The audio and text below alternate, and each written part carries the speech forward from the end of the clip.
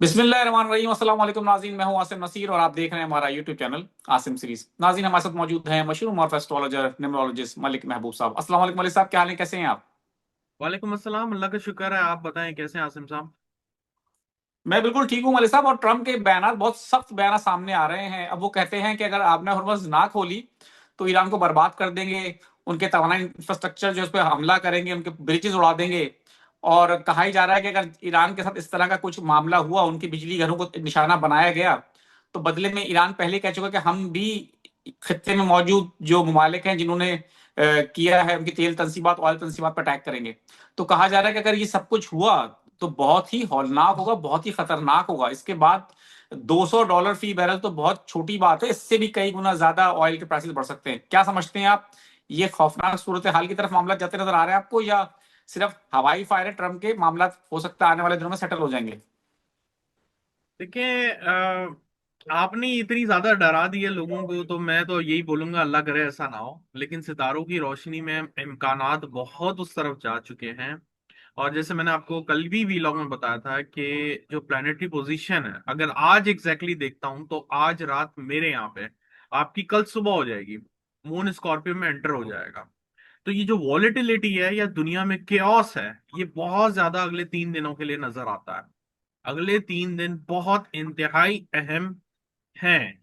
और ये जो 6 तारीख से जो डेडलाइन है, ये कोइंसिडेंसली प्लैनेट के साथ ऐसी अलाइन दिख रही है कि जिसमें मामलात बहुत संगीन हो सकते हैं। क्यों? अगर हम ईरान के जायचे में देखें तो ईरान के 9th हाउस में ये चला गया है।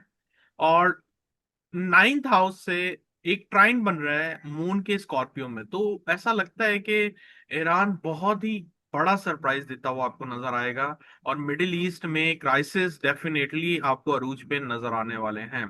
अल्लाह करे मैं गलत हूँ, क्योंकि मुझे कोई शौक नहीं है ऐसी बातें करने का, ना ही मेरे पास कोई गैब का इल्म है। मैं बहुत दफा एक्सप्लेन कर चुका हूँ। ये कैलकुलेशंस होती हैं, काउंटिंग होती हैं, अलजेब्रा है, बहुत सारी चीजें इसमें ऐड आती है।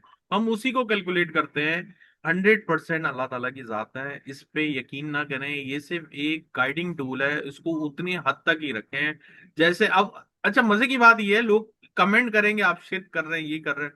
भाई मेरा सवाल आपसे ये है कि आप गूगल क्यों देख रहे हैं फिर? वेदर क्यों देख रहे हैं आप? ये शिरक नहीं है? आप अगले दिन का नहीं पूछ रहे? गूगल से नहीं पूछ रहे हमारा रास्ता कैसा रहेगा? क्यों पूछ रहे बिल्कुल। हैं फिर अगर आप इतनी समझदार हैं तो फिर इनको ना इस्तेमाल करें। क्यों कर रहे हैं आप? तो ये एस्ट्रोलॉजी को इसी तरह एक गाइडिंग टूल की तरह लेके चले कि बिल्कुल हमारा रास्ता रहनुमाई के लिए कैसा रहे। इस्तेमाल करते हैं, रहनुमाई। और ये भी आपने बताया रहनुमाई के लिए।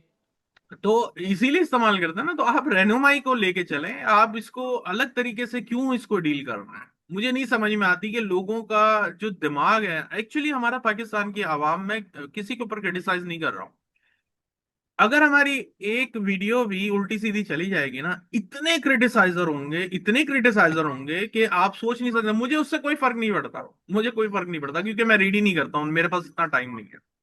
मुझे बिल्कुल। हंसी आती है कि हमारी आवाम ऑडिटर है, वो ऑडिट करने बैठी है। अरे आप ऑडिटर हैं तो ऑडिटर बने तो सही, वाकई ऑडिटर बने ना। गौर से देखें, गौर से सुने, दुनिया कहाँ पहुंच गई। हम अभी तक ये गुनाह और इसी से बाहर नहीं निकल पाए। आप जाएं, गूगल है, चैट जीपीटी है, जाके सर्च करें। कितने कितने बड़े बड़े लोगों ने, हमारे मुस्लिम लोगों ने एस्ट्रोलॉजी का इस्तेमाल किया है, और मेडिकल साइंस में उन्होंने इतनी तरक्की की है, पता नहीं कितनी कितनी बड़ी में। तो मैं नहीं कह रहा हूं आप इस पे बिलीव करें, मैं ये कह रहा हूं इसको एस्ट्रोलॉजिकल एनालिसिस देखें। जिस तरह हमारे वेदरमैन जो वेदर की रिपोर्ट देते हैं, 100% करेक्ट नहीं होती, लेकिन करीब करीब बिल्कुल। जाके बैठती है। बिल्कुल। कभी बिल्कुल। बारिश पहले हो जाती, कभी बाद में होती है। यही एस्ट्रोलॉजी है, बस दैट्स इट। बिल्कुल। मलिक साहब, आप क्या समझते हैं डोनाल्ड ट्रंप के जो बयानात हैं ईरान को बर्बाद करने के? अब कुछ लोगों का ऐसा भी मानना है कि जी आ, हो सकता है अब ट्रंप के पास कोई ऑप्शन नहीं बचा। वो जिस मकसद के लिए इस जंग में शामिल हुए थे, क्योंकि आपसे मैंने पहले भी कहा था, आप क्योंकि अमेरिका में रहते हैं, बेहतर जानते हैं वहां पर उनकी पॉपुलैरिटी के बारे में, क्योंकि मिड टर्म इलेक्शन भी होने वाले हैं। तो वो जंग में जब दाखिल हुए थे तो उन्होंने जो अपने अहदाफ रखे थे उनमें से कोई भी हदफ उनको मिल नहीं सका। रिजीम चेंज की बात की थी, वो नहीं हो सकी। अब वो खुद से ये इस बात को कह रहे हैं कि जी रिजीम चेंज कर दी हमने, नए लीडर आ गए। जबकि उनको पता है कि जी डेफिनेटली अगर एक लीडर जाएगा दूसरा तो आएगा। ईरानी सुप्रीम लीडर को अगर आपने शहीद कर दिया तो दूसरे भी आएंगे। ईरानी कमांडर को मार के दूसरे कमांडर आ जाएंगे, रिजीम चेंज इसको नहीं कहते। चले उनको खैर अपना कहने थे जो भी, लेकिन वो अपने मकसद पे कामयाब नहीं हुए रिजीम चेंज में। दूसरा मकसद उनका ये था कि जी हम ईरान के साथ उसको घुटनों पे लेकर आ जाएंगे और अपने मुतालबात मनवा लेंगे। और क्या कहते हैं, वो भी ईरान ने नहीं किया, उन्होंने अपने मुतालबात 15 के करीब मुतालबात सामने रखे थे। तो उनके जो मकासद थे, लोग सड़कों पे आ जाएंगे, अपनी हुकूमत के खिलाफ आवाम आ जाएगी, वो पूरा नहीं हो सका। तो कोई मकसद पूरा नहीं हो सका, तो अब कहा जा रहा है कि वो झुंझलाट का शिकार है, इसीलिए वो ऐसे बयान दे रहे हैं। तो हो सकता है कि इस झुंझलाट में कोई वो बड़ा कदम ना उठा ले, कोई ऐसा एटमी हमला ना कर दें, कोई ऐसी कार्रवाई ना कर दें जिससे खित्ते के लिए या दुनिया के लिए कोई बहुत बड़ा नुकसान हो सके। आपको कुछ नजर आता है कि कोई बहुत बड़ी संगीन गलती कर सकते हैं वो? जी डेफिनेटली, डेफिनेट। मैंने आपको बहुत दफा एग्जांपल दी है, बहुत दफा एग्जांपल दी है, और इसको मैंने बताने की, एक्सप्लेन करने की कोशिश भी की है कि जब खुदा ना खास्ता इंसान का बुरा टाइम आता है, उसका दिमाग काम करना बंद कर देता है और वो गलतियां करता जाता है, जबकि उसकी नजर में वो सारी गलतियां सही होती हैं। तो हम उस किनारे पे पहुंचे हुए हैं कि खुदा ना खास्ता ये गलती, अगर ये दिन निकल जाते हैं, ये गलती तो नहीं कहेंगे, 6 तारीख से 20 तारीख का टाइम निकल जाता है अप्रैल का, तो मुझे बड़ी उम्मीद है कि हम एक मुआहदे की तरफ जाएंगे और ये मुआहदा हो जाएगा। और ये याद रखिएगा, अमेरिका निकल जाएगा, अमेरिका निकल जाएगा। हार जीत तो बात की बात है, ये पतली गली से निकलेगा। प्रॉब्लम ये है, इस दौरान में ये जो खित्ता है, अगर इन्होंने कोई ब्लंडर मार दिया, वो बहुत खतरनाक हो सकता है। फिर होगा ये कि अगस्त तक, जो मैं आपको बोल रहा हूँ, मिडिल ईस्ट सुकून में नहीं है।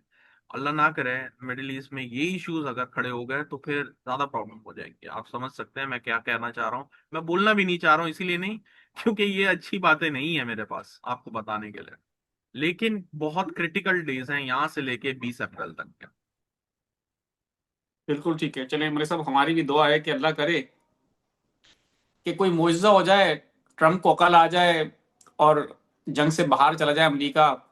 शिकस्त वाली बात अब खत्म हो चुकी है, दुनिया में अमन की बात रह गई है, दुनिया में लोगों के जिंदा रहने की बात हो गई, माशी बुरहान की बात आ चुकी है। सिर्फ ईरान और अमेरिका और इसराइल का मसला नहीं, अभी पूरी दुनिया का मसला है। और डेफिनेटली जंग किसी के भी फायदे में नहीं होती, और माशी तौर पर पाकिस्तान की मुश्किल भी अब मजीद बढ़ती दिखाई दे रही हैं। हमारे साहब, मैं कुछ लोगों के सवाल लेना चाहता हूँ। 5/5/1978 डेट ऑफ बर्थ है इनकी। ये कह रहे हैं मैंने ईरान की करेंसी खरीदना चाहता हूँ, क्या मुझे खरीदना चाहिए, कोई फायदा हो सकता है? पाकिस्तान में कुछ करेंसी के, ईरान की करेंसी जो बढ़ी ही है, उस हवाले से पूछ रहे हैं। अभी आप ना ही करें, आपका टाइम अच्छा चल नहीं रहा फिलहाल। पिछला साल अच्छा था, मई तक अच्छा रहेगा, लेकिन उसके बाद प्रॉब्लम आ जाएगी आपके लिए। वकार अहमद है 1/6/1983, 1983, ये अपने फ्यूचर के बारे में जानना चाहते हैं। यार एक तो मैं बता बता के थक गया हूँ कि प्लीज मुझे बताएं क्या पूछना चाह रहे हैं, मैं क्या फ्यूचर में बताऊं, आपका सवाल मुझे नहीं समझ में आया। बस ये है, अगला साल ओके रहेगा, लेकिन मेहनत बहुत ज्यादा नजर आती है। 3 फरवरी 1986, मेरी जिंदगी की मुश्किलात में वो कब हल होंगी? जिंदगी में मुश्किलात बहुत है इनकी। इंशाल्लाह अगले साल के फरवरी के बाद। ये साल आपके लिए काफी मुश्किल होगा। बिल्कुल ठीक है। 5/12/1992 इनकी डेट ऑफ बर्थ है। और मुलाजमत में इनको काफी मसाइल का सामना है, वो चाह रहे हैं कि नौकरी छोड़कर कारोबार शुरू कर दूं कोई। बेहतर है आप नौकरी ना छोड़ें, आपके लिए प्रॉब्लम बन जाएगी। तो बिल्कुल आप ठीक इसी है तरह मलिक साहब, कंटिन्यू बहुत करें। बहुत बहुत शुक्रिया मलिक साहब हमें वक्त देने के लिए। नाज़रीन, जहां हमारे वीलॉग का वक्त खत्म हुआ, मुझे और मलिक महबूब साहब को दें इजाजत। आखिर में हमारा वही पैगाम है, मुस्कुराएं, प्यार बांटें और अपने आसपास के लोगों का ख्याल रखें। अल्लाह हाफिज।